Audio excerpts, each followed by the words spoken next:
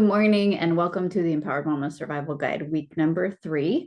We're going to go ahead and get started, and I will share my screen with you so that way we can get right into this. Okay, beautiful. Perfect. Okay, so last week we started talking about our needs and how to meet our needs, and really going into like some of the creative parts of finding our needs and coming up with some solutions, although maybe they're not super practical. But this week we're going to start talking about some actual really practical things, and then dive a little bit more into our nervous system and our physical body and things like that as well. So let's go ahead and move on to our next space. Okay. I have to move me again. Okay. So again, I'm not a medical professional. I'm not a therapist. So if you do need any help in that way, if you're having any emergencies, please contact somebody who that is their job and make wise decisions based on what you're needing. And then, here we go. Okay. We're going to begin our exploration of the nervous system more in depth through the lens of the polyvagal theory, and also give you some tools on knowing how to anchor into those different spaces. We are going to look at nourishing ourselves deeply this week, and we'll talk a little bit more about that as well. Okay. So we've already talked about several tools for calming our nervous system down, that like i.e. parts work, breath work, the 5, 4, 3, 2, 1 exercise, the occipital release, and other ways of getting help. We're going to dive into some more today. Okay, so when we are creating safety in our system, I want you to think about like what comes to your mind for yourself when you think about safety. Think about your behavior, your environment, who you're surrounded by, those types of things. And as we dive into polyvagal, that whole nervous system goal is to create a sense of safety so that we can get into our healing mode and connect with others, because social engagement is such a huge part of our healing journey in general. In this practice of nervous system healing, we work on toning the vagus nerve. And in doing so, we create a more regulated nervous system response. And we're going to go into what that looks like a little bit more as we go through this. A regulated nervous system is not a flat line. Throughout our body functions in general, not just our nervous system, a flat line literally means death. Like if you think of the heart monitor, like doom, doom, doom, doom, like that is not supposed to be a flat line. It's supposed to go up and down and respond to our needs specifically based on what is going on inside of ourselves and in our circumstances. So our goal for building a regulated nervous system is to recognize when we're outside of our zone of capacity and to help bring us back into a space where we can control our responses and make the best decisions based on what we need right now. And of course, based on what's appropriate, like it is appropriate to go into fight or flight when we need it. It's appropriate to freeze and shut down when we need it. They wouldn't be there if we didn't need them. And so it's important for us to like honor those spaces and realize what they're teaching us when we get there, and then be able to come back to center. We're going to take a moment to look at this graph a little bit more and think about when you're feeling resourced or you're not feeling resourced and stressed out, what state do you tend to fall into more often? Do you tend to shut down and go into a freeze response, or do you tend to go into a flight or fight response, which is more of like anxiety and anger and that kind of stuff? Or are you overly concerned with other people's reactions? Do you lack presence and awareness of what's going on around you? Do you get foggy? Do you get unclear? So on and so forth. And I want to kind of dive into this a little bit more. If you are familiar with it, just follow along. And if you're not familiar with it, welcome to understanding your nervous system on a whole new level. So we talk about why stress is so damaging to our system. And this is because this natural tendency to move into these spaces. And what's supposed to happen is we're supposed to come back down to social engagement, this green section down and through here.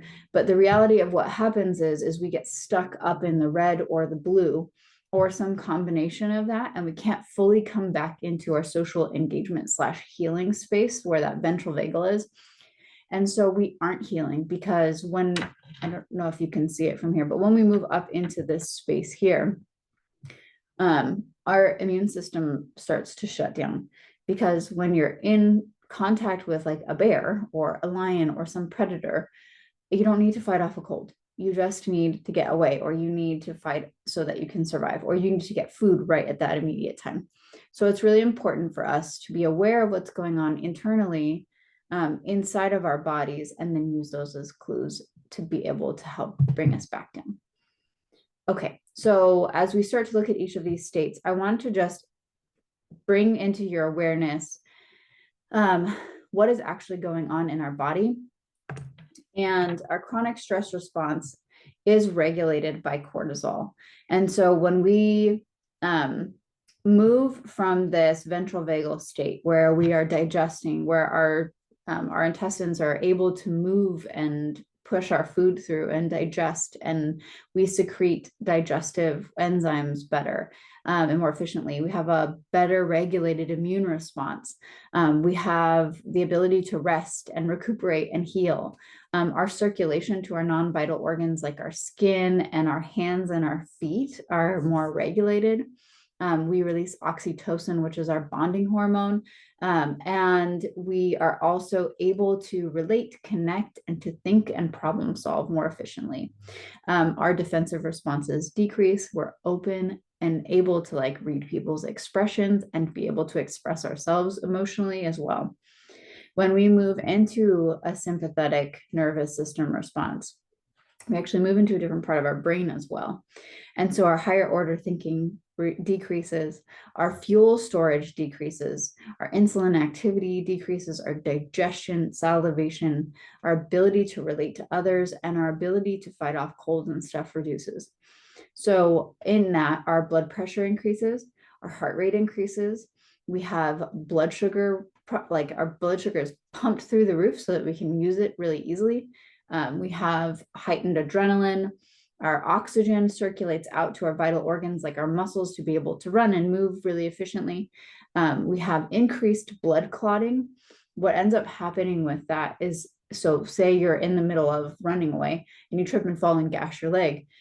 You want to be able to continue to run, so you have to clot really quickly so that way you don't bleed out.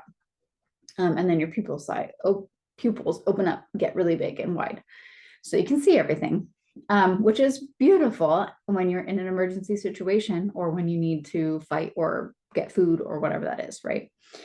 And then when we go past that, when we move past our capability to fight or flee, we may go into a state of shutdown or dorsal vagal, which is our emergency shutdown state. Basically everything kind of just drops, and all of those things like eye contact, heart rate, blood pressure, facial expressions, our voice, our social behavior, everything decreases. And basically our body numbs out at this point. And it helps us disconnect when we are overloaded with so much information, or in that emergency situation where we just literally can't respond. And so when we get stuck in these states, we have this inability to raise our heart rate. We have, or to decrease our heart rate, depending on, what state we're stuck in.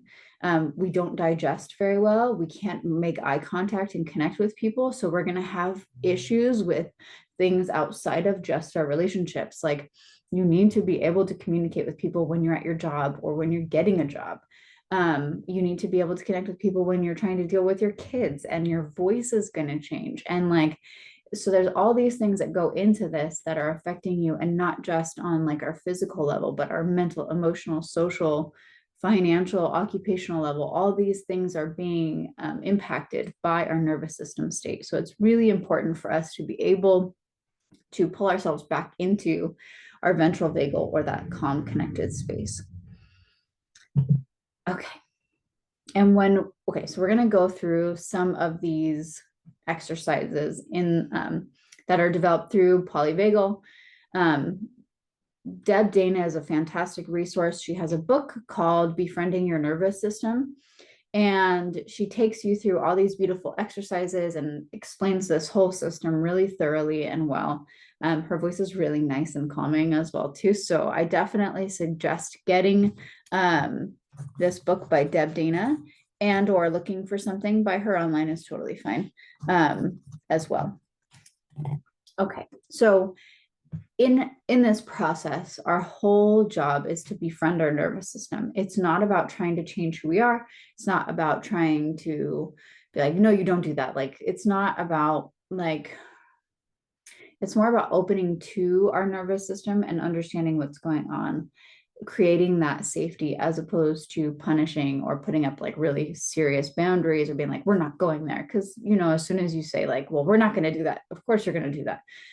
You know, I think about like diets and stuff when people are like, I'm not going to eat any cake. And then all you think about is cake. So instead of avoiding what our nervous system is trying to tell us, we befriend it and we become really interested and curious. We come into that self energy with our nervous system so that we understand what's going on.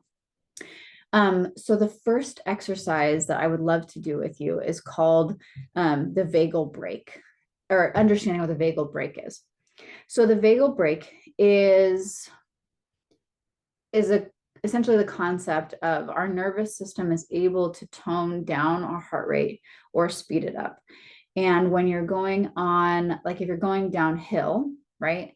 When you're going downhill on a bike, you slowly grasp those, the brakes on the handle, and it allows you to slow down. But if you want to pick up speed, it actually opens up those brakes so that you can go faster, right? The same thing happens with like our heart rate and things like that.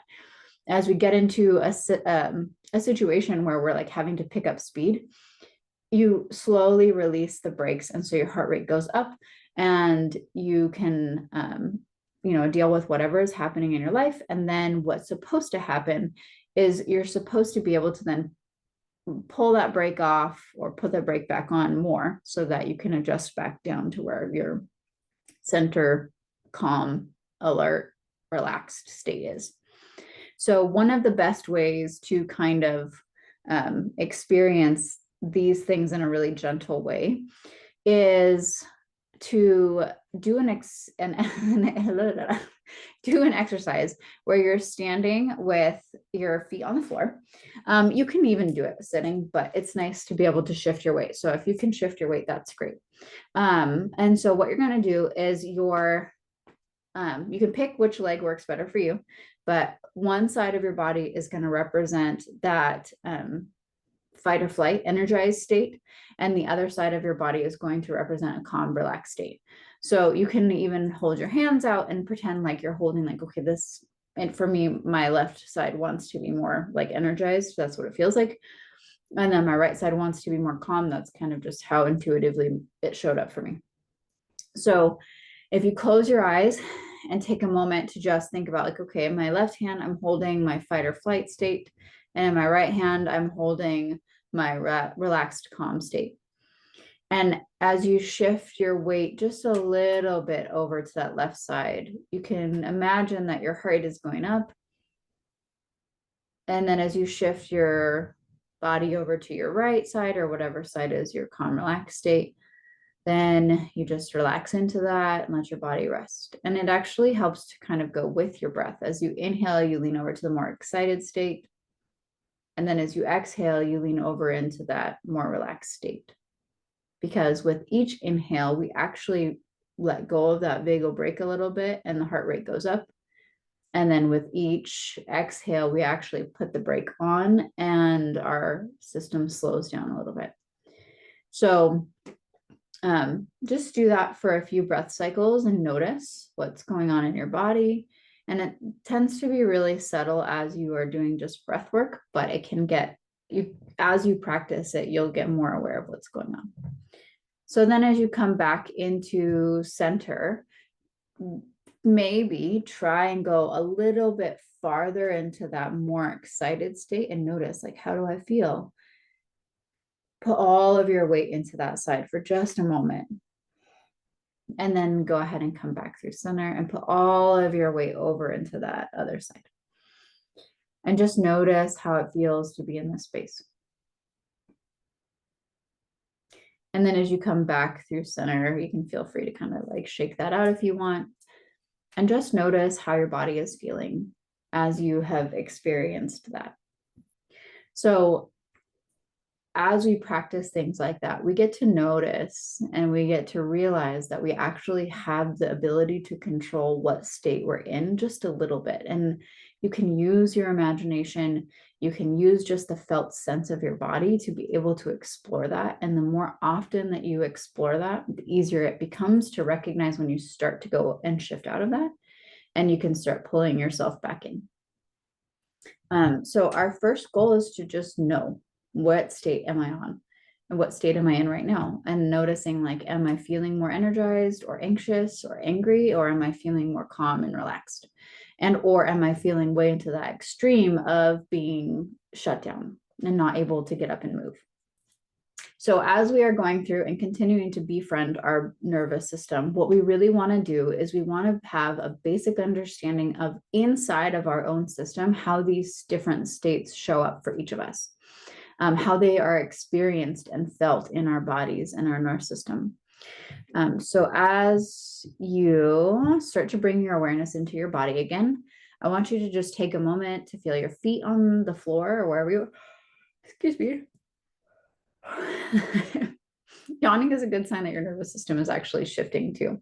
So it's actually really nice when you start yawning a lot that you're like, oh, I've been really stressed out and coming back down. Okay. Take a moment to just center yourself. When we're in ventral vagal, we feel calm and connected. So think about in your own system, when you feel regulated, when you feel safe and warm, strong but gentle, joined in a group with others by tears and laughter, and free to stay or leave whenever you want. Where do you feel this in your body? So take a moment just to notice that. If you want to pause, you can. Take a nice deep breath and a slow exhale. And just imagine you're in this beautiful space of connection with others where you're laughing, you're connected. When you're ready to leave, you can. You feel free and open and safe.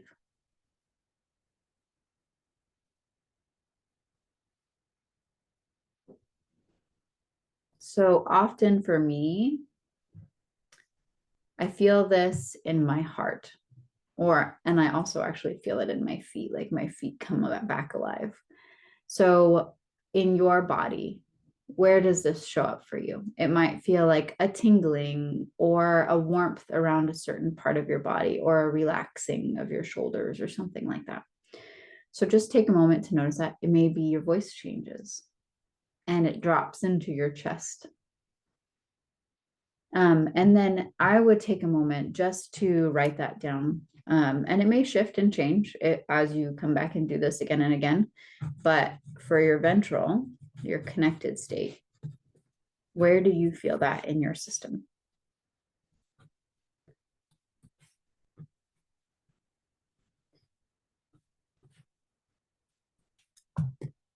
Okay. So now we're going to go down the ladder, and in polyvagal theory, we talk about going down the ladder and going back up the ladder. And so going down the ladder, which is basically like going from upper brain into like lower brain space and then down into the brain stem.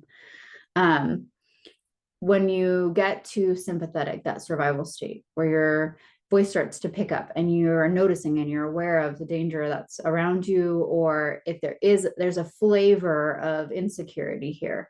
It doesn't feel safe. You can't be trusted, right? You can't trust people, right? You need to move, you need to fight, you maybe need to get out. Where do you start to feel this in your system? So take a moment just to notice it really quickly. You don't want to stay here too long. We don't want to get trapped in it. So if you need to, you can come back into that nice calm feeling. Maybe it was around your heart or your chest. And so this is your sympathetic state. This is your fight or flight state. And what do you notice about that? So for me, I start to notice like a tightening around my throat. I notice that my voice comes up higher and I talk faster. I notice that I get some gut feelings. My legs kind of want to move, all that kind of stuff. So take a moment just to notice that from where you are, and then come back to center. Take a moment to just maybe lean back into that one side that was the relaxed state for you. Maybe notice that warmth around your heart. Take a nice deep breath in and a slow exhale. Okay. And now we want to just barely touch into dorsal vagal, or that collapsed state. We're not going to go super far in here. We're just going to touch it, notice where we feel it in our body, and then we're going to come back out again. Okay. So as you come back to center, I want you to, we're going to drop down to the bottom of the hierarchy. This is in your brainstem. This is your dorsal vagal. This is your collapse. And in this, there's a feeling of being far away and dark, foreboding space. You're alone, barely breathing. Your heart's barely pumping. You will not find anyone. No one will find you. Where do you feel this? So take just a moment to do this, be in this state, and come out of it again. Come back up, take a nice deep breath. Maybe put your hand on your heart and your belly to bring you back into this space. Maybe rock back and forth a little bit. And once you notice that, for me, I feel a disconnect, like my brain kind of wants to go off somewhere else. I get a little foggy. I have a harder time paying attention and concentrating. I don't think about my body. Maybe my gut, like deep in my gut, but that's kind of it. So take a moment to just note that. Feel free to pause here if you'd like to. So this is dorsal vagal. This is the bottom of the ladder, way deep in there where you're shut down. So what I would like for you to do, and this is part of Deb Dana's practice of befriending your nervous system, is giving each of these states a name. So you could come up with other names if you want to. You can call them ventral, sympathetic, and dorsal if you would like to. You can call it connected, alert, and shut down. You could call, some people have called it devoid, driven, devoted. So it just depends on what works for you. Maybe it might be like sun and light, storm, and then fog.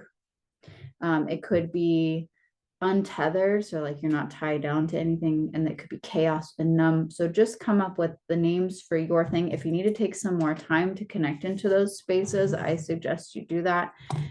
Naming things has been a way that humans have connected with things in general for a really long time. And it also helps us create a boundary for it as well. So as we get into those spaces, like, oh, I know this is this place, and now I can step out of that place. Okay, so what I would love for you to do, which would be really amazing to get to know this, is explore each of these states on your own. Take time this week to be able to connect in with each of those states. Again, knowing that you can come back out and connect back into that space. I would do this in the calm moment that you have during your time this week. Create a mood board or journal or write about the state, whatever works for you. Just get to know them. Spend some time noticing how they feel in your body, what they look like.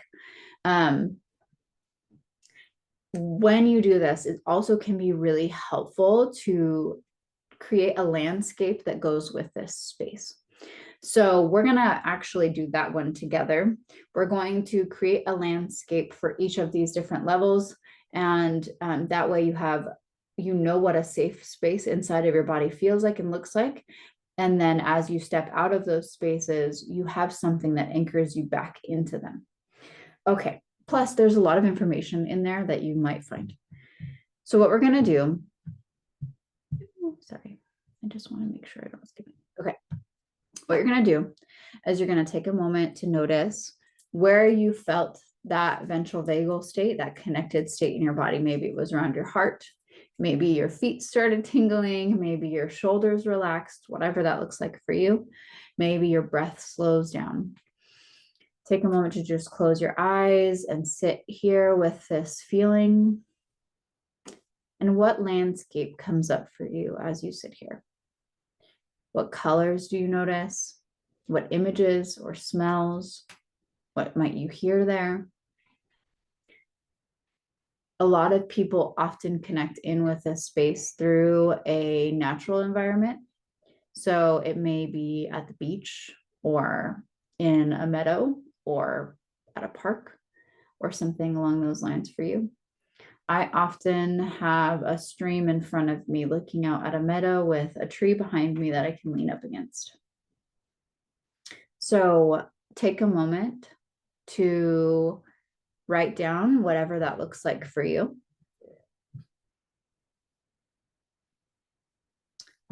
Is there any information that this place gives to you as you sit here? Is there any important pieces or important pieces of wisdom that are coming up for you as you sit here in this space? Connecting in with your safe, connected, open, openly emotional space. You can be however you are here. So as you write out what this space is telling you and what it looks like and what it feels like, take a moment to write all that out. You can pause this if you need to. And then we're going to come back to this place here in the present, to the Zoom. And then feel free to shake out any of that if you would like to. And then we're going to step down into the sympathetic. So again, we're going to create a landscape for this sympathetic space. So as you come back into your body and you notice you're coming into the sympathetic state where you're a little bit alert, you're a little bit aware of what's going on around you. You are kind of looking around, you're feeling a little bit like you might need to move or get out of there. What kind of landscape comes up for you? What do you notice? What might you hear? What might it look like or feel like in your body as well? Feel free to write some notes down and then come back here, come back to center, step into your ventral vagal, your connected, calm state. Take a nice deep breath in, maybe a deep exhale. So for me, when I think about this state, what comes up is actually a like inner city where I have to kind of really be aware of what's going on around me. That's the imagery and the sounds and all that comes up with that for me. Okay, so we're going to step back into our ventral vagal state, right? So we're going to go to that nice, calm, connected space. So feel free to close your eyes here, take a moment to breathe in. Maybe leaning into that side of your body that you originally did, where you're putting the brake on and you're slowing it down. And as you come into this space, this landscape, I want you to take something with you that can be your anchor. So it might be a beach stone or a shell. It might be a leaf. It might be an image. It might be a piece of your breath or the way you're breathing. It might be a body sensation. Like I have warmth around my heart when I'm here. I feel relaxed, like I can lean back into it. And what I want you to do is I want you to take that with you. And so maybe you imagine putting that in your pocket, or maybe you hold it close to your heart here.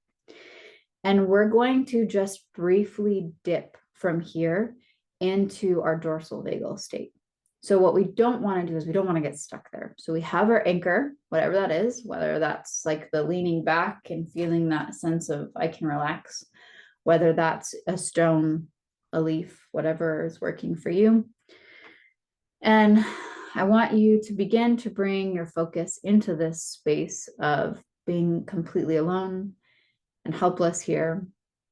I want you to notice that shutdown space, that dorsal vagal, where you're disconnected, you're feeling numb, you're checking out.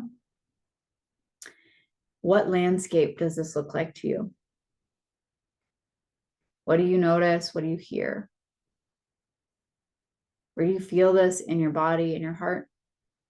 Your legs, your head, shoulders, jaw, wherever you feel it in your body. What sounds do you hear? What images come up? And then notice your anchor that you have. Take a deep breath, recognizing that you have that anchor with you, and slowly pull yourself back out of this space, back into your calm space, your ventral vagal, where you're open, connected, and safe. Notice what things you hear and see in this space different again. Bring up those images. And once you're back in this space where you feel calm, connected, and just calmly alert, you can set your anchor down, or maybe you store it in your pocket. And then just take a moment to notice and write down what you noticed in your dorsal vagal state, that shutdown. So for me, it feels like a barren, like wasteland with dark black rocks, nothing growing on them, kind of lots of cliffs, and like wind stripped, very just bare and barren. Okay, so being able to notice this space, you may have parts of you that live in each of those areas that come forward when you start tapping into those spaces. So that work can be really beautiful work to pull up your ventral vagal state, that landscape, and see what parts come up for you, and then write those down. And then you can always slowly start to go into those spaces, especially when you have support. I wouldn't necessarily say doing this on your own, but as you start to have support, you find somebody to work with you to go into those states. That way you have somebody to help anchor you as well. Then you can start to work with those parts specifically.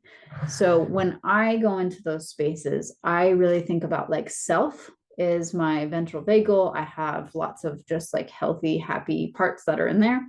When I go into my alert space, I have like the problem solver. I have the really alert, aware part that comes in and is noticing what's going on. And then I also have, when I drop into that dorsal vagal, I feel really young, and I feel like there's parts in there that are probably like exiles.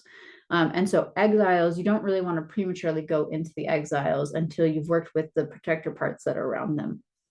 So that way you don't flood your system. Okay, so how do you feel once you've connected with each of those states of your body? How does it feel to notice what's going on in each of those places and to be just a little bit more aware? So as we go through life, things happen and we get put into these states, right? And that's totally normal and natural. So we need some tools to help us be able to come into this state, to be able to come back to regulating, and to be able to create safety in our system as we need it. Okay, so a few things that are really wonderfully helpful for this are things like glimmers. So we talk a lot about triggers, like I was triggered when you said this, or when I smelled this smell, I was triggered, whatever that looks like, right? But a glimmer is essentially the same thing, but about reminders of safety around you. So glimmers become this resource for you that can help support you in being able to come back into ventral vagal. So glimmers can be like memories. They can be physical reminders. They can be things like a snuggly blanket or a favorite stuffed animal for your kid or for yourself. It could be cuddling with your partner. It could be all kinds of things. It could be the memory of baking cookies with someone you love. It doesn't really matter what it is. So you bring those glimmers up and you look for cues of safety. You look for people who are making eye contact with you and they smile at you, or you can be that for other people as well. And that helps pull you into that state too. So that's what glimmers are. So I definitely would love to have it become a regular practice of yours to be able to do finding the glimmers around. And then the next one is called savoring. And savoring, I think we've already talked about it, but basically you bring up your glimmer or something that makes you happy and feel good inside. It pulls you into that ventral state. And you just swish that around in your head and you be in gratitude with that moment, like, oh, I'm going to re-experience this over and over again. And it's essentially just like this positive rumination on something that's been really helpful for you and really comforting and wonderful. We've already done a practice of anchoring in ventral. So you have your little reminder. If you want to create an actual physical reminder of that, that could be really wonderful. It might be that you, while you're doing this work and you're anchoring in ventral, you may like, maybe it's a ring you wear on a regular basis. And then you can have a physical reminder of like, oh, this is where I'm at. I want to be here. I'm going to come back into ventral. I'm going to sit by my pond and I'm just going to listen, right? So anchoring in ventral can look a bunch of different ways, but basically you want to bring yourself into that state of ventral vagal before you go into having a hard conversation, before maybe you have to go do something that's kind of scary or deal with something you've been avoiding. So that can be super helpful. A couple of other things that I want to touch on for sure here are self-regulation and co-regulation. So self-regulation is basically things that you do to cope, right? It can be breath work, it can be movement, it can be, not in a healthy way, but like the numbing and stuff that we do in order to be able to regulate, right? Like all those coping mechanisms we have. But co-regulation is super important for us as a species. When you go sit with somebody who's safe and comforting, then your whole system starts to calm down. It is really a natural part of being a human being that when something difficult happens, we have somebody to collapse into. And oftentimes we don't have that, especially in cultures and families who are like touch adverse. It can be really difficult to like kind of develop that, but then it also becomes a sense of like, stress and whatnot if we are trying to collapse into somebody and we can't. There's a whole thing on that as well. That's called I can't remember what the name of it is, but I will I have it written down somewhere. Anyways, it's basically like counter pressure against you to help hold you up, but I'll have to look it up. So anyways, so there's different kinds of co-regulation that we have access to. So there's social support, like anyone you can hire to help you out with stuff, which is so helpful for regular life things, like being able to have a house cleaner or being able to have a caretaker that can help with supporting you, caring for a family member or daycare or anything like that. And then there's a social connection, and social connections and being able to regulate with somebody who's part of your like social connection. Those are the people that you can call and you vent to. They can offer, or you can offer the same in return. It's full of reciprocity. It's full of being together and being vulnerable and being safe. Social connections are just like your best friends that you would be able to call, right? Or a family member or something like that. Another really important thing is solitude. And there's a difference between solitude and loneliness. So being lonely, it doesn't matter if you're alone, you can be lonely in a group of a bunch of people, even people that you could be close with, right? But solitude is alone time that's rejuvenating. And so it's important to take quiet time for ourselves, especially as moms. We're constantly being pulled in a billion different directions by a bunch of different people who have their own emotional needs. And especially with young kids, our nervous systems are so highly tied into theirs that it becomes absolutely necessary for us to create some space and solitude around ourselves at a regular basis so that way we can rejuvenate. And what you'll notice, like if you start going into like a sympathetic or a dorsal vagal like shutdown response, it's done. It's time to be done with solitude, right? Like, so say you go get a coffee by yourself and you're feeling like, oh, now I'm kind of feeling antsy. It's like, okay, well, that was maybe enough for me right now. And if you are not used to taking time for yourself, it may be literally like walking around the block is more than enough solitude for you right now before your nervous system starts freaking out. So just little bits at a time to start practicing that muscle of being able to be alone. Okay, another one that I really love and I think is really important for us is finding the story in our nervous system responses, right? And what we believe about what's going on. So finding the story is super important. Like, what am I telling myself about this situation? And that goes along with the same thing about us talking about our beliefs and being able to change our beliefs. So we have to know what story we're telling ourselves before we can start to work on doing all that work.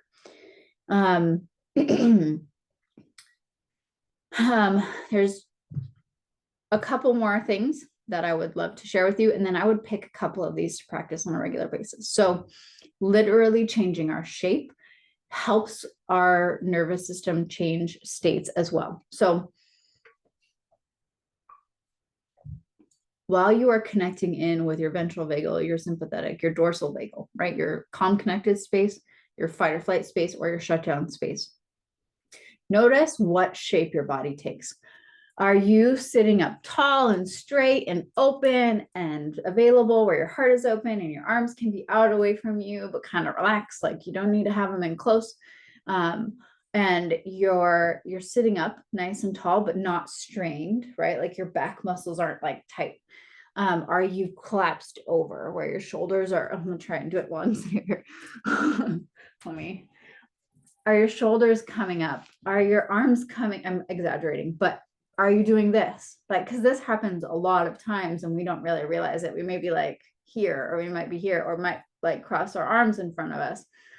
So our shape literally helps show what's going on inside of our nervous system. So becoming aware of our shape then helps us change it. So you can change your shape through literally physically changing your shape. Like, okay, well, if I just slightly lean back and I pretend like there's someone behind me kind of holding me up, if I feel that pressure there, or if I'm feeling like really hyper excited about something, maybe I need to curl into a ball for a little bit and just kind of be here and stay there for a little bit. Maybe you rock and you just give yourself some counter pressure, right? So maybe you take a pillow and you put it in front of you and you just kind of rock. Those are all normal things. And we have pathologized us doing normal body movements that are they're like, oh, they're crazy because they're rocking over there. They're not crazy, they're literally self-soothing. So you can do those on purpose and they can be really helpful. You can also change your shape through your breath. And I also highly recommend somatics. Somatics is literally working with your nervous system and your muscles to help undo the shapes that we've created through stress and trauma throughout our lives. So if that's something that you're interested in and you want to dive into more, definitely let me know. That's something that I do for work. And also I have lots of resources for that. So somatics is beautiful. And then another one that has to do with our physical body posture is our face and our heart connection. So our face and our heart connection is super important. If you just bring your hands here, like holding your face and holding your heart and closing your eyes and just breathing into this, it can feel so good for you.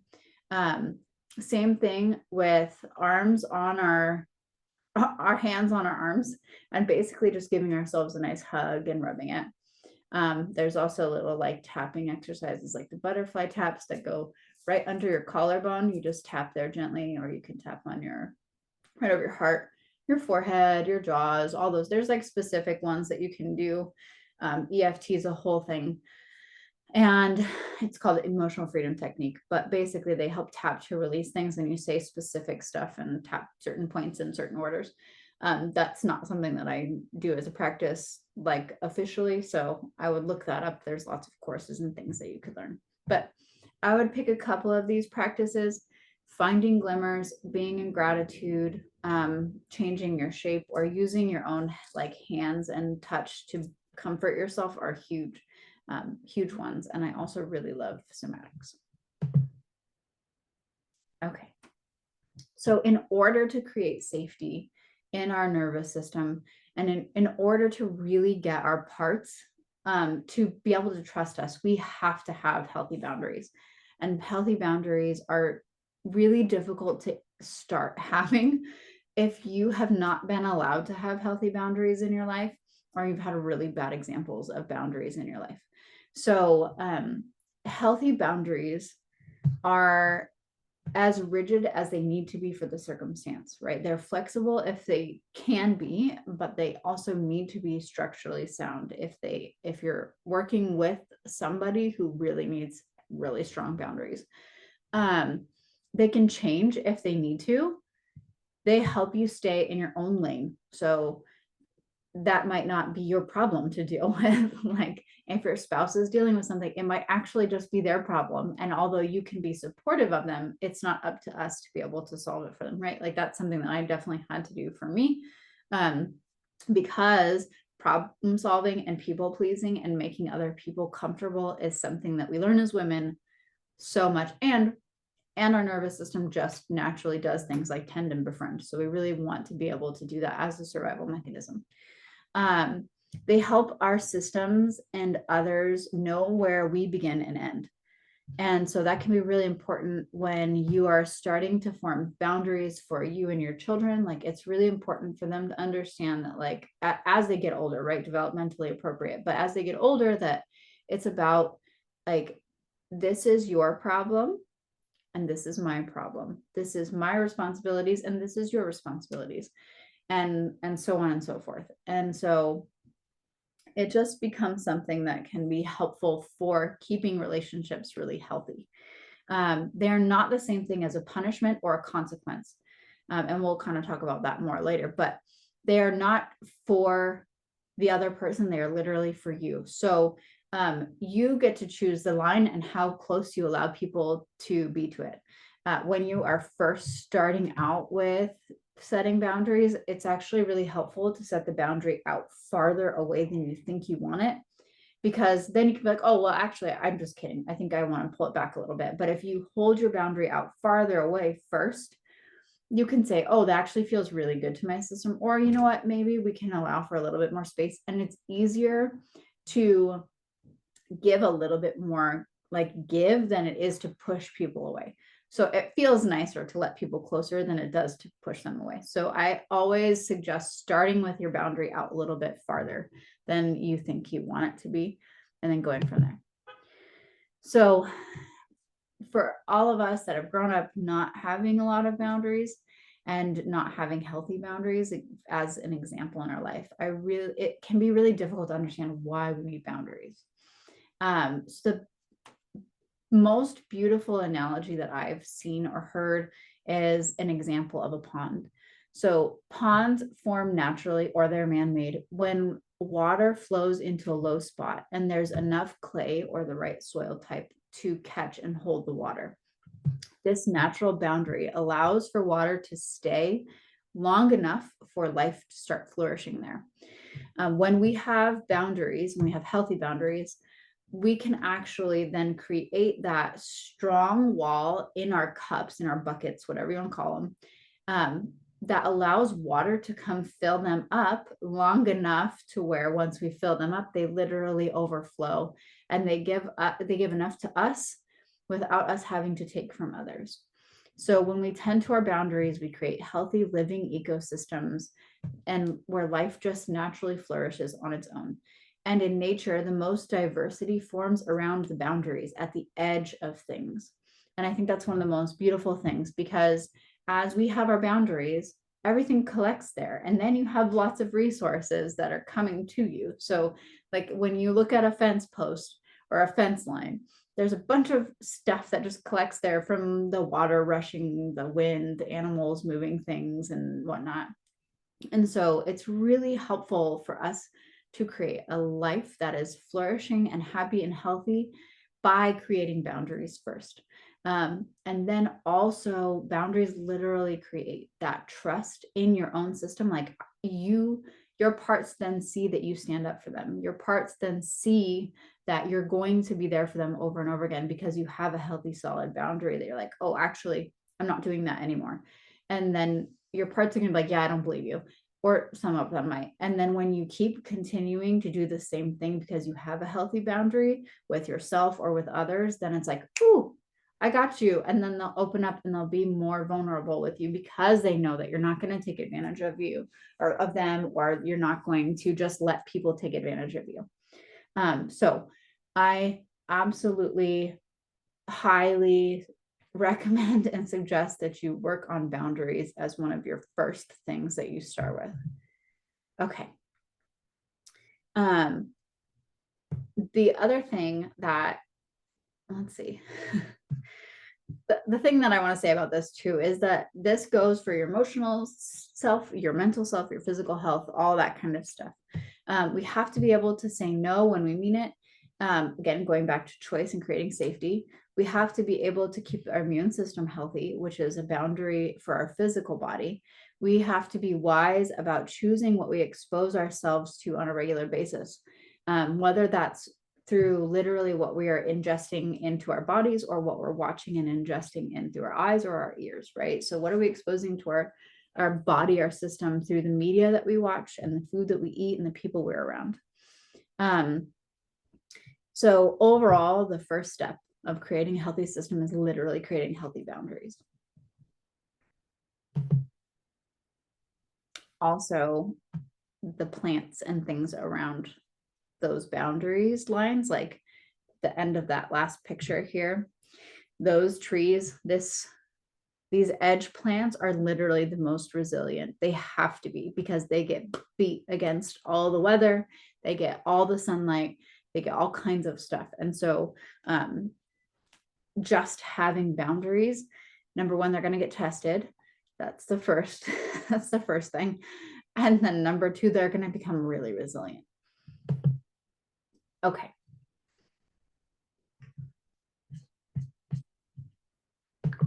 I've already gone through this with you. Okay. So when you think about your life and you think about that energy audit that we did earlier and your cups and things like that. So what are all the things that we've talked about so far? Where do you need more boundaries in your life? Most boundaries are actually self boundaries, as in things like, if you start yelling at me, I'm going to walk away. I'm going to discontinue this conversation if you start calling me names, right? Like if your kids are being mean to you or whatever that is. Or for me, one of those big boundaries was like, I will not take your problems away from you. I can help you. I can do things. I won't help you unless you ask for my help. Like those are all big boundaries for me. So take a moment to think about your energy audit and what comes to mind about where you're leaking energy. And then think about what is going to have the most impact in my life right now. So we can come up with some examples of boundaries for you. All right. So when you are creating a healthy boundary, it's important to be really like intentional about it in the beginning, and then you'll get it and it'll become part of you and it'll be embodied. And then you'll just be able to do it without having to kind of go through this like clunky process of like writing it all out. Although you may want to come back to it, especially if it's like a really big situation. So the first thing with a boundary is, what's the trigger, right? So if we were going to talk about like our kids mostly, right? One of the triggers might be that your kids eat snacks in the other room besides the dining room and they leave their trash everywhere. So then you might think, okay, well, what's my response going to be? So my response might be, you're not going to buy the thing that they're making the trash with. So for example, we had squeezy things, those little like fruit pouches. And for the life of us, we cannot get the kids to throw those in the trash right now. We have tried all kinds of things and it just doesn't work. So we have essentially at this point said that we're just not going to buy them until you can prove to us that you can keep your trash cleaned up around the house. So our response was that they don't get them until they can prove to us that they can be trustworthy with those things. And it's not, again, a boundary is not about what the other person's going to do. It's about what you are going to do in response to that other person. And it is literally all about your behavior and not about their behavior. A beautiful example that I heard recently by Dr. Becky was, she had one of her kids wanted to run into the elevator and push all the buttons, and like she couldn't shoot, he would just like throw a fit, right? And so instead of being like, stop pushing those buttons, don't push those buttons, I told you, if you push those buttons, I'm gonna be, whatever that looks like, right? Like punishment, yelling model, whatever that is. She goes, if you go to push the button, I'm just gonna stand in between you and the buttons. And so there's no emotional reaction that's needed. It's literally just, I'm going to block you from being able to do that. Just creating a boundary. It has nothing to do with his behavior. She's just going to respond in that way. And so one of the difficult parts about this is just coming up with what your response is going to be that has nothing to do with the other person, really. Another example of a boundary, just so we can kind of practice with it, is say you get interrupted. So if interruption is a really big problem in your family, it might be like, when I'm interrupted, or the trigger is I'm interrupted, and my response is going to be, I'm going to hold my hand up to signal that you've interrupted me. And then I'm going to go back to what I was saying and not respond to what you were saying until I've finished what I was saying. So it just depends on, or I'm just going to stop. I'm going to hold my hand up and let you know that you interrupted me, and then I'm going to walk away. So it could be something like that. Another thing is if you spent all day cleaning, or you tried to spend your whole day cleaning, I'm going to give myself a limit. So the trigger might be, I'm cleaning all day.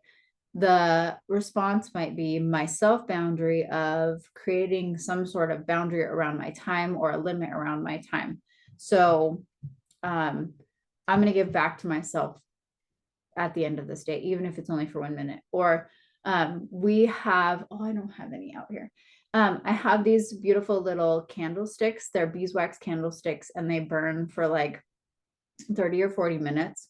And you can get bigger ones, like the bigger candlesticks that are like the regular taper sized that you would put in like a stick candle holder. Those usually burn for like 6 hours approximately. But I use them as timers that are really gentle timers for a lot of things. So it may be like, I'm only going to clean, or I'm only going to work on this work stuff for the time that this candle is burning. And then once it's burnt out and I smell the smoke, I'm done, and I stop what I'm doing and I go do the next thing, right? Or I take a break for myself, or whatever that looks like. So again, this is about how you're responding to the situation. It's not about the other person. And so that is a new thing for a lot of us, and it just is going to take some time to practice and get really good at that. Okay, so now that you have a boundary, practice using it throughout the week and see how it feels. Modify it as you need to. Again, it's going to feel really awkward, and I promise you that what's going to happen is, as soon as you set a boundary, it's going to get tested. That is just how the world works. It is literally like that law of physics where it's like, for every action, there is an equal and opposite reaction. You are going to get tested. So practice your nervous system relaxation responses. Maybe you need to step into sympathetic. Maybe you need to push back a little bit. That's what boundaries are. They are a little bit of a pushback, right? So getting into sympathetic and stepping into that fight or flight a little bit can be really helpful, but you want to do it in a controlled way. So anchor in ventral, bring up a little bit of that fight, and then put your boundaries up and keep holding on. Okay. So we've done a lot of talk about our nervous system and how to work with it. We've talked about our boundaries and a bunch of different practices that you can do, and how your nervous system's dysregulation and things show up in our bodies. So the reality is we cannot separate our physical body from our emotional and mental body. They do not separate. They're the same intertwined, beautiful, complex system. And so we don't really think about this very often, but literally every thought, every hormone, every movement requires a physical chemical to literally make that process happen. Hormones are made of proteins and cholesterol, which literally cholesterol is not bad for you. We just produce a lot of it because of other things that are going on in our system. Neurotransmitters are made of protein and peptides, and many of them are created literally in our gut.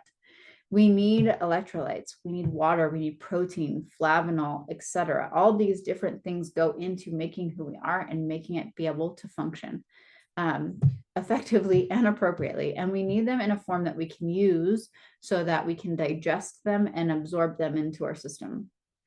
And in order to do that, we have to have our gut working the correct way. Our microbiome is super important. None of those things can be dismissed, because if you don't eat right, food literally equals mood. And the more we learn about food, the more that we realize that our gut health is like center stage in a lot of things. So we're going to talk a little bit about gut health and food and all that kind of stuff as well. And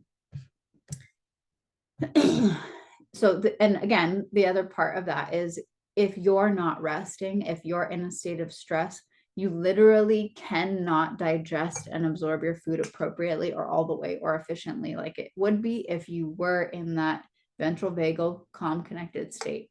And even if you could absorb it, your body isn't going to be in the rebuilding phase. It's not in healing phase when you're in stress. And so it's super important for us to go about calming our nervous system down and healing our gut. And especially for high stress times, and especially after pregnancy and breastfeeding, it literally takes, first off, you become a whole new person. Your brain literally rewires. So you're this whole other person once you have been pregnant. And also then because we're so intricately linked in with our kiddos, it literally takes like 7 years after each kid for our body to kind of come back into where it was before. So if we are not highly nourishing ourselves for a while after we have kids, because, a lot of people take prenatals, but then they stop, it can literally just throw everything off for a really long time. So all of that to say, we're going to talk about really deeply nourishing our bodies and our systems, so that way we can have healthy, happy, vital bodies, which in turn gives us better moods and ability to deal with things higher capacity. Okay, so nourishment comes from a bunch of different sources. It is not just food, although food is incredibly important.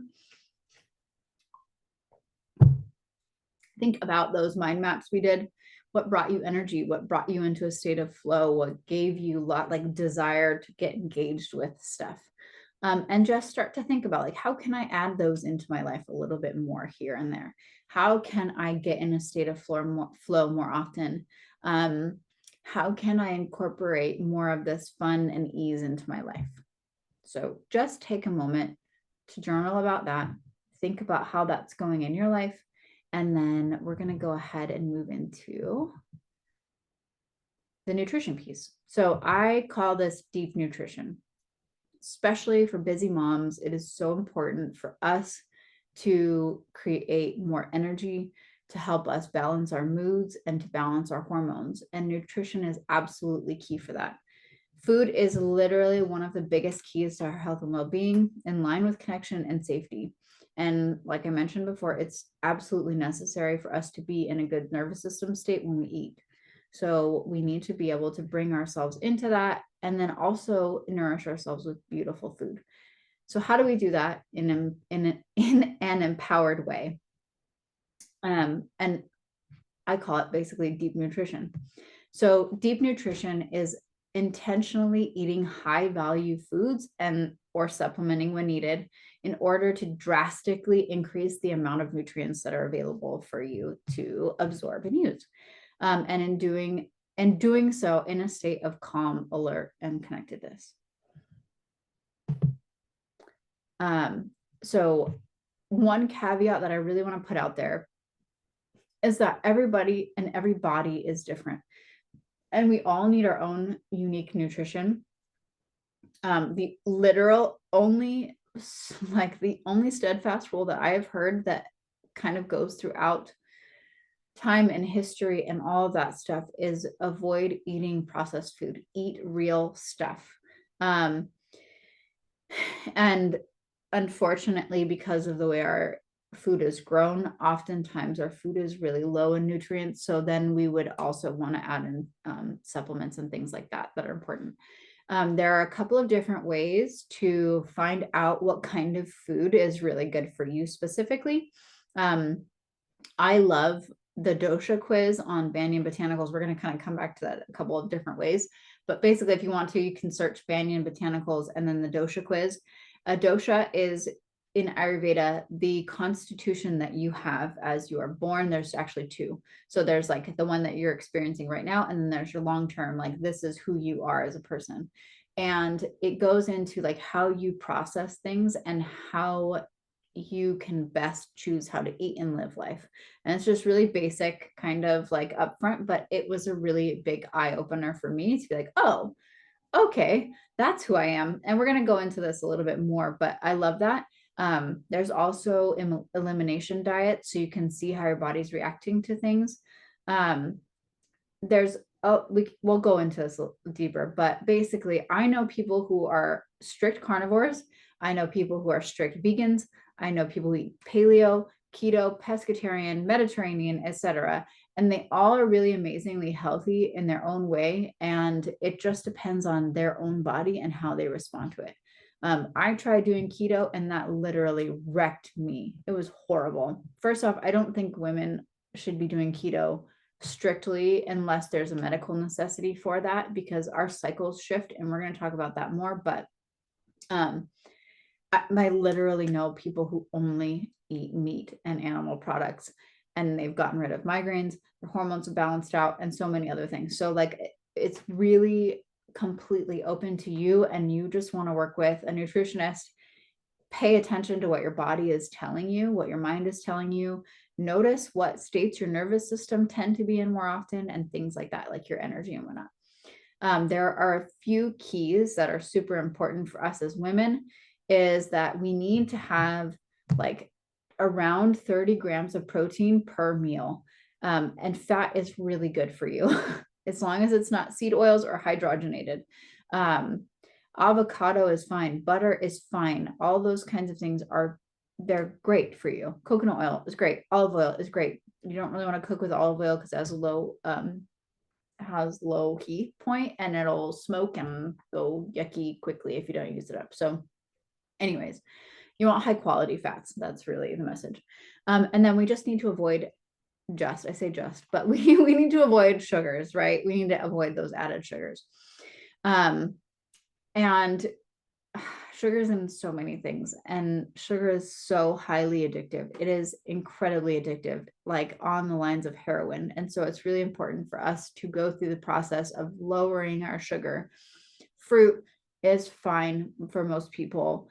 It just depends on how your body specifically responds to it. So those kinds of things. There's dates and date sugar, and there's maple syrup, and there's coconut sugar, and there's other things that are sweet, can help give you that sweetness without taking your blood sugar through the roof, because that will throw off everything, all your mood.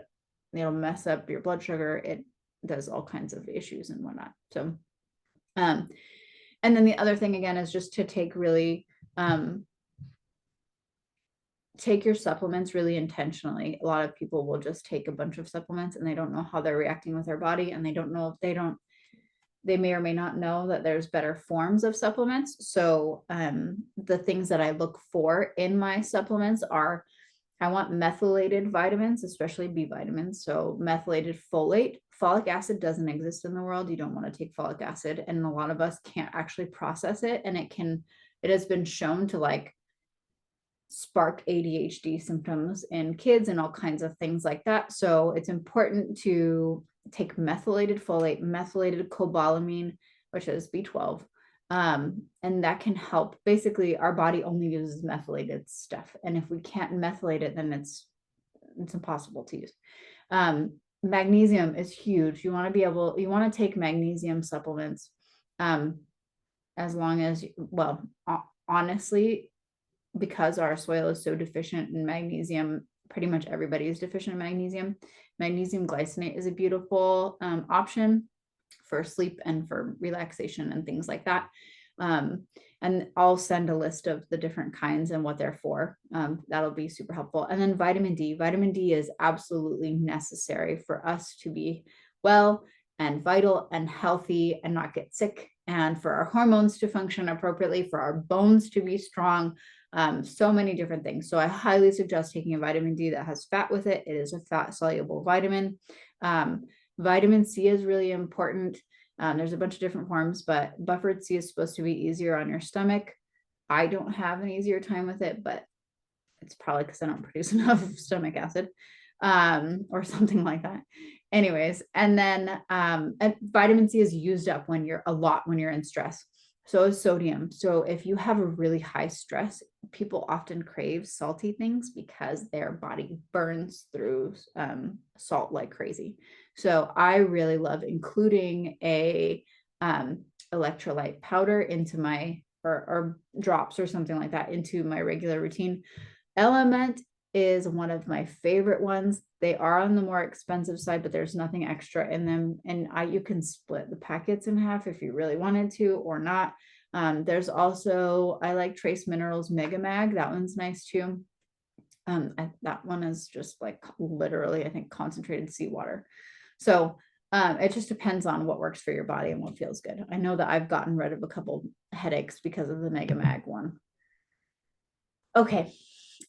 So one of the things, of course, is getting lots of nutrients in our body without having to do more work, because as moms, we are constantly going and constantly doing stuff. And so part of this is getting high value foods in that can help address your nutritional needs without having to cook a bunch.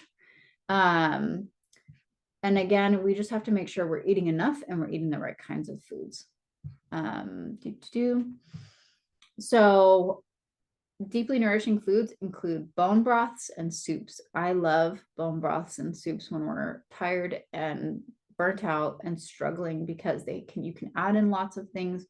The broth is really easy to digest. Soups are really easy to digest, so it's a lot less actual work for our digestive tract, and they can absorb really easily.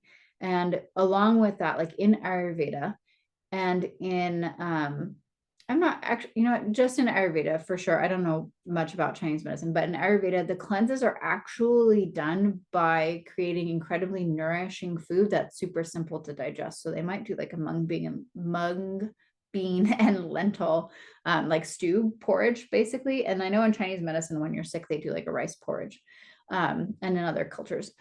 And basically, that helps replenish your body, but it's super easy to digest. So that way you can clean everything else out, and it's really easy for your digestive system to work. I really love to drink fresh juices when I'm not feeling good, when I'm feeling just kind of out of it. I will grab some beets and ginger, celery, and some carrots, greens, throw them in my juicer, and then chug that for a couple of days, because that literally like kicks my system back on. That's super helpful. And can be really wonderful for you. Liver is fantastic. I don't cook liver. I just take the capsules. I would honestly be really careful with other ones that have like ovaries and thyroid and all that kind of stuff in there, because those are glandulars, and that can affect what's going on in your system if you already have hormone balance issues. So you want to just be really careful of that. Liver, when I took it, was really, really energizing. I felt incredible. Our liver in general is in charge of so many functions in our body. It's in charge of detox of a lot of the stuff. Literally everything we eat and consume has to go through our liver, and our liver decides what to do with it. And so if our liver is backed up with a bunch of different stuff from the environment and our food and our stress and our hormones and all of that, it has a really hard time processing those things. It kicks stuff back out into the system to wait until it can be, excreted in one way or another. And then that backs us up. So it makes our head foggy, and it makes us have less energy and have PMS symptoms and all kinds of stuff.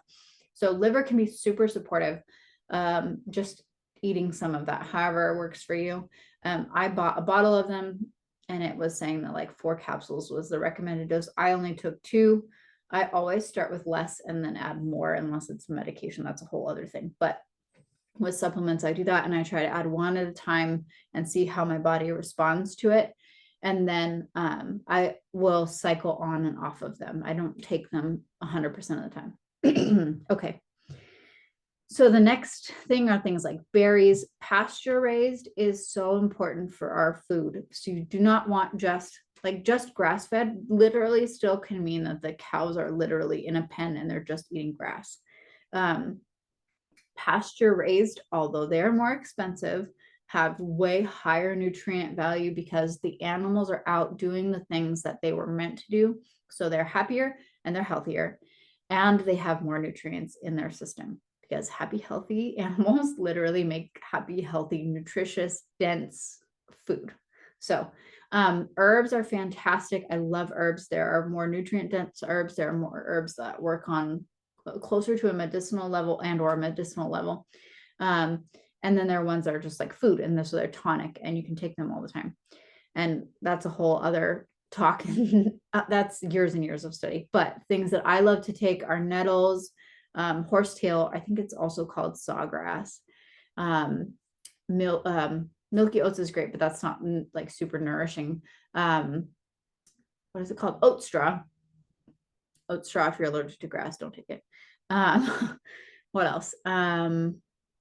Raspberry leaf is fantastic for us women, especially around our period. It helps with your uterus being nice and happy. And there's so many other ones. Legumes, you can do beans, but they can be a little bit harder to digest. Salmon is highly packed with super healthy fats and protein. Sweet potatoes are fantastic. Broccoli and other cruciferous vegetables literally help us pull excess hormones out of our system. So I highly recommend for women that you eat cruciferous vegetables on a really regular basis. Plus, they're full of sulfur and stuff that are great for our brain function as well. Seaweed is high in iodine and other things. Nuts and seeds, they're literally building blocks of the plant. So nuts and seeds are fantastically nutritiously dense. Dark leafy greens, same, have lots of nutrients in them. And then the allium family, so onions, shallots, leeks, that also really helps with us balancing our hormones, boosting our immune system, so on and so forth.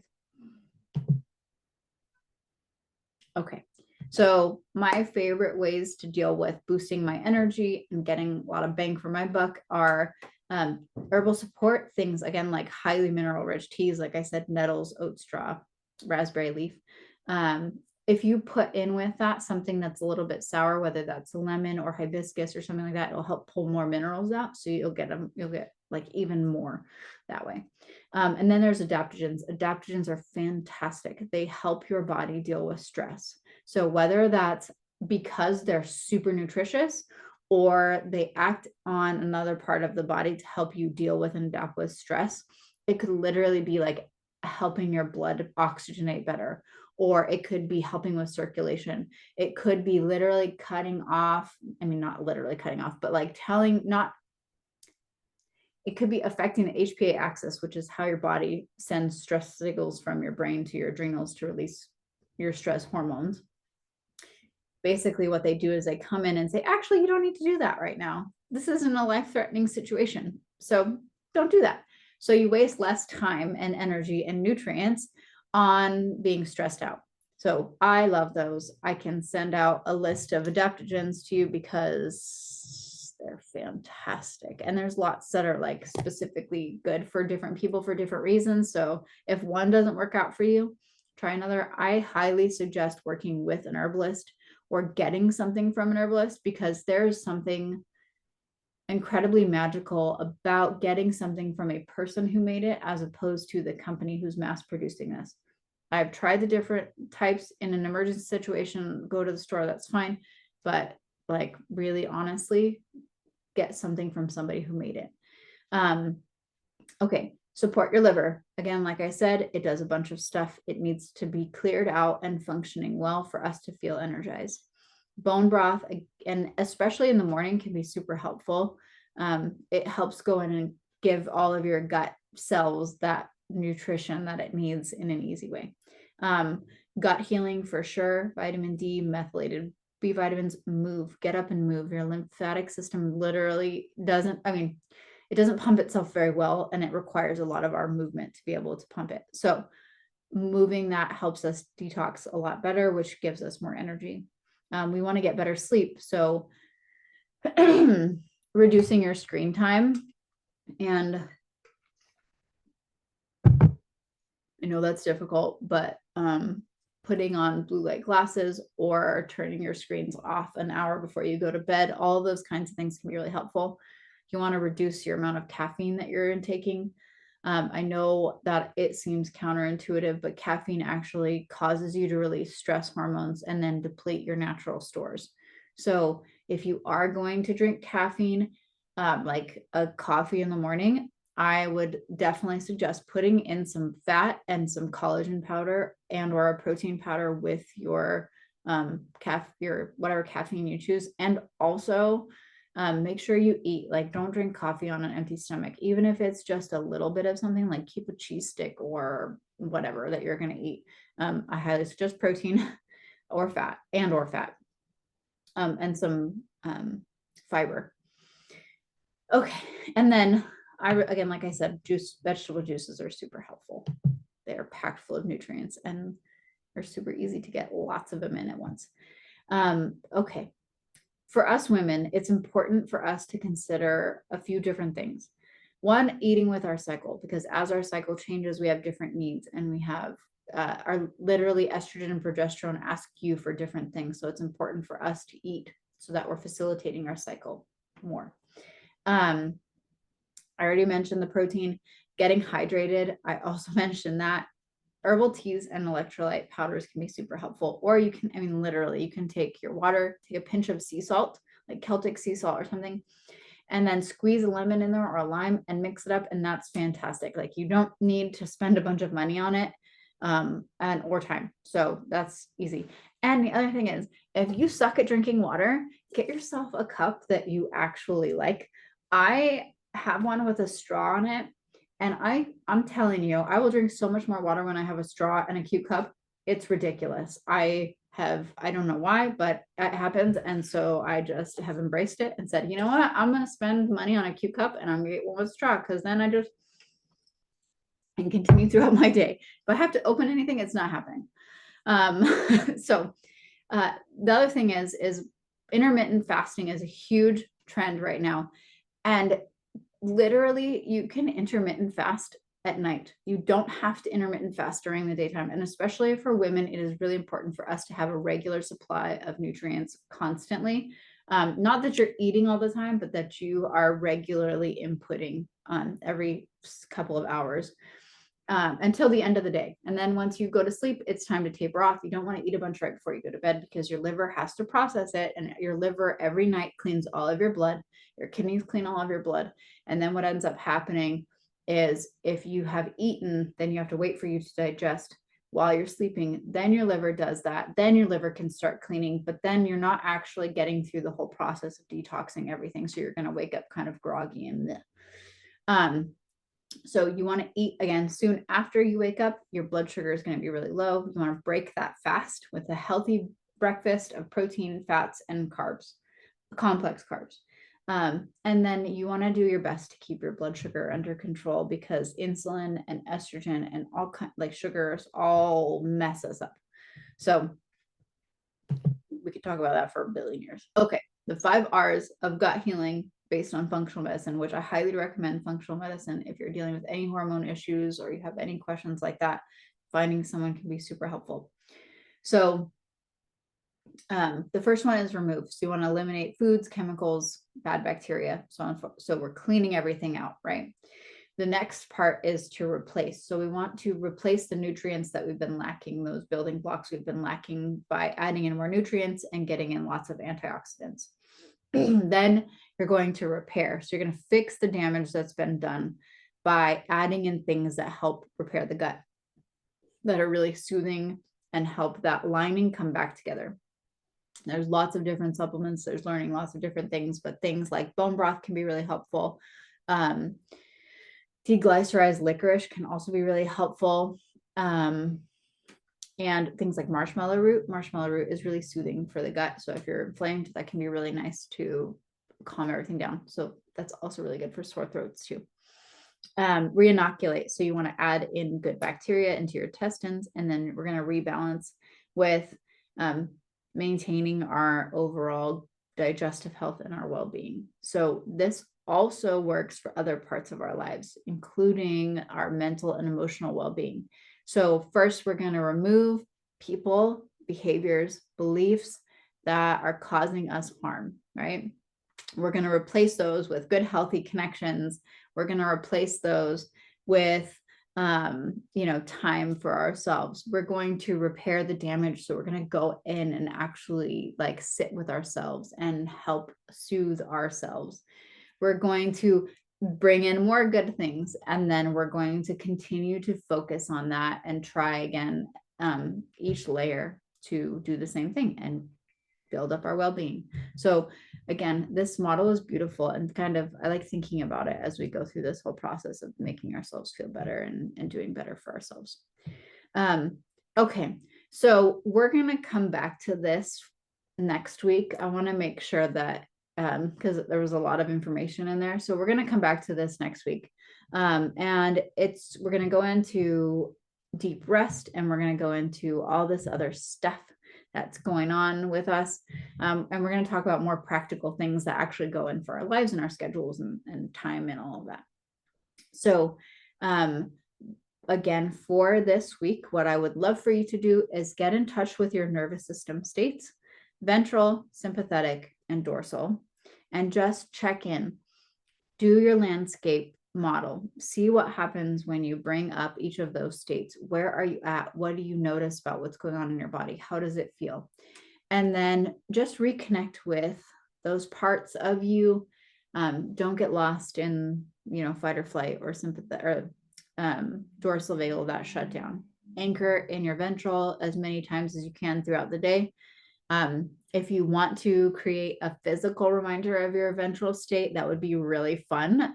Or you can go to the craft store and even make one yourself with they have little beads and whatnot. That could be really fun.